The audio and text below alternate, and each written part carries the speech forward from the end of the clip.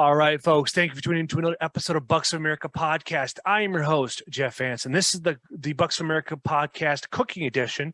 And my guest today is the sweet and lovely Gracie. And she's got a couple of recipes that she's going to talk to us about and why she likes them and why she wants to share them. So Gracie, take it away. So my probably favorite food is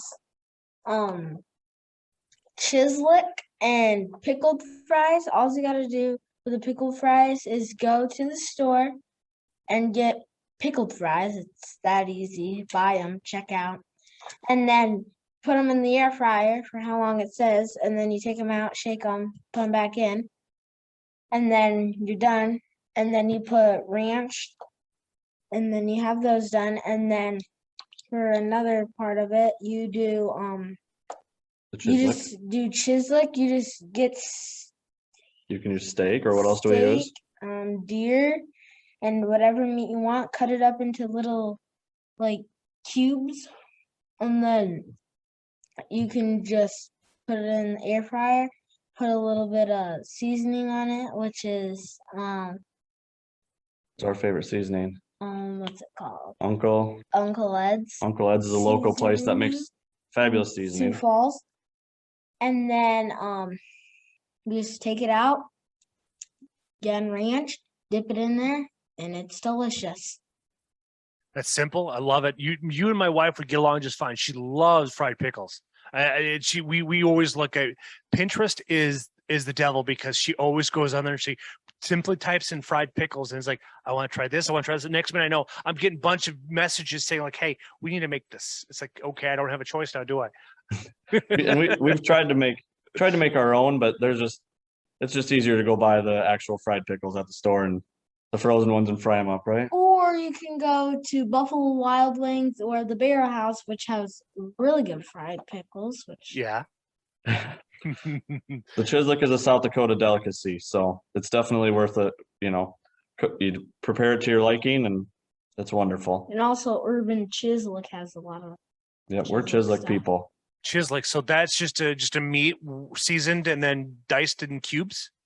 Yep. Some people maybe call it like steak tips or whatever. We just slice it up into little 1 inch, 3/4 inch squares and put some seasoning, whatever you want, garlic and whatever. Or we have our Uncle Ed's that we use and throw it in the air fryer and check it every 4 or 5 minutes to see how pink you want it, and then you just dip them in ranch or dip them in barbecue sauce or eat them plain. And it's fabulous with deer because sometimes people like our mom don't always like the taste of game, wild game stuff. So that's the one way that we can get the naysayers to eat some of that stuff because it's a little bit different. So now, do you brine your venison? No, we don't do anything with it. So we just have it. We just just quarter it out and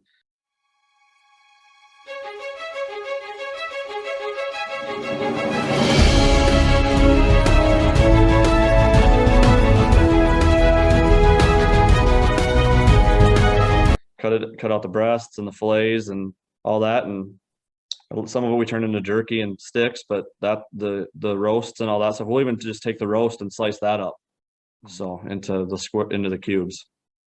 What I've done for people that don't like the gamey flavor to it is like I will put it in, I'll brine it. I'll use the 3/4 cup of kosher salt. I'll use brown sugar with it, and then I'll brine it for 24 to 30 hours.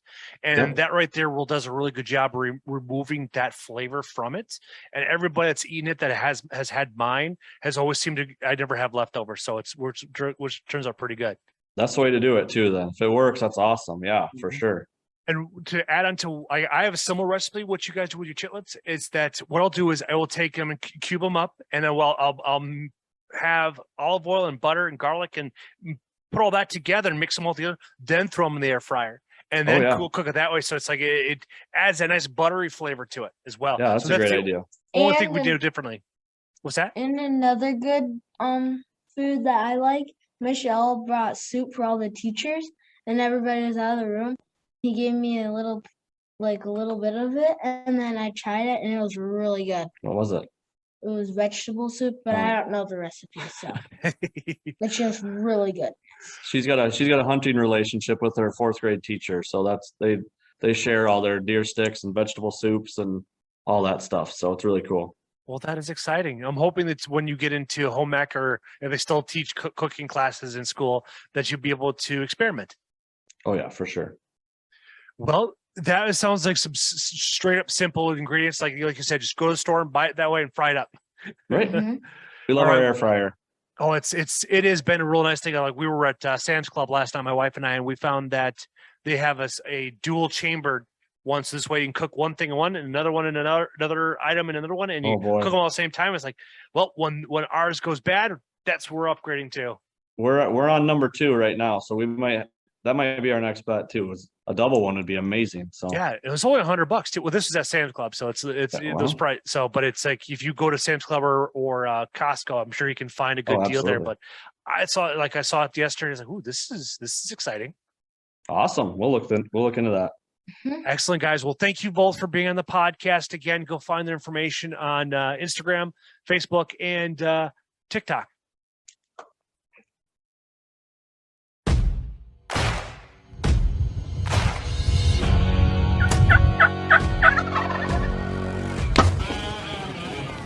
Hey everyone, Jake with HHA. Super excited to introduce the Tetra and Tetra Max Rise.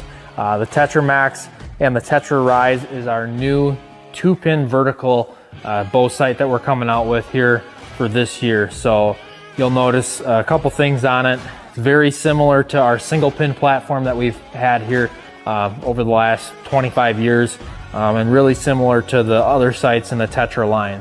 So what we basically did was we took our single pin technology and we merged that with some multi-pin technology. So the way we built our Tetra and Tetra Max Rise sights was we basically dropped a second pin and that vertical pin coming up from the bottom, and then we added a second indicator on the yardage wheel. So both of those are fixed.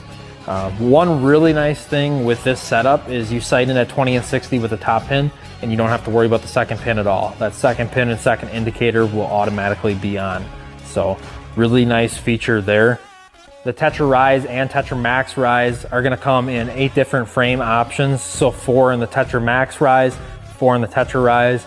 Both are gonna come in the fixed Hunter Edition frames. So the Tetra Hunter Edition frame, the Tetra Max Hunter Edition frame, as well as the Hoyt Picatinny mounts in both the Tetra Max and the Tetra Rise, as well as the long dovetail and then the short dovetail bar option that I have on the Matthews bridge lock system. So all the dovetail options within the Tetra and Tetra Max Rise are going to be compatible with Matthews bridge lock system. So within both of these product lines, you're going to get a lot of different options as far as which sight you want to go with. So you're going to get your choice of a yellow or red second pin. Red is going to be the standard second pin color, but you can choose to go with the yellow option as well. And then both will be available in either a 10 or a 19 thousandths pin. All scope housing sizes are 1 inch and 5/8, and we do have the same front end that we've had on the Tetra line since 2020 with the macro gain adjustments as well as your micro adjustments as well for windage. New on the Tetra Rise this year, you're going to notice that there is a new needle carrier. So this needle carrier obviously has the 2 indicators, but you will see that it is a red anodized needle carrier to really call out where your needles are at.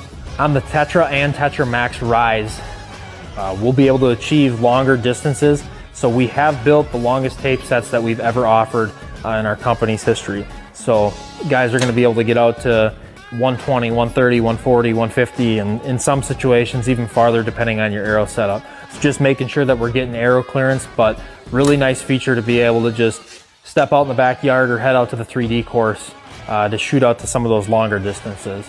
On the hunting side of things, this is one of the nicest hunting sights that we have ever built. It does have reasonable pin gap spacing with a 1/4 inch spacing. That way, you know, if that deer runs out from 20 to 35, your second pin's on. So the most commonly asked question that I've had so far as we went through this whole setup process is, where does that second pin sit? Well, that second pin is going to vary depending on the different arrow setups that you do shoot.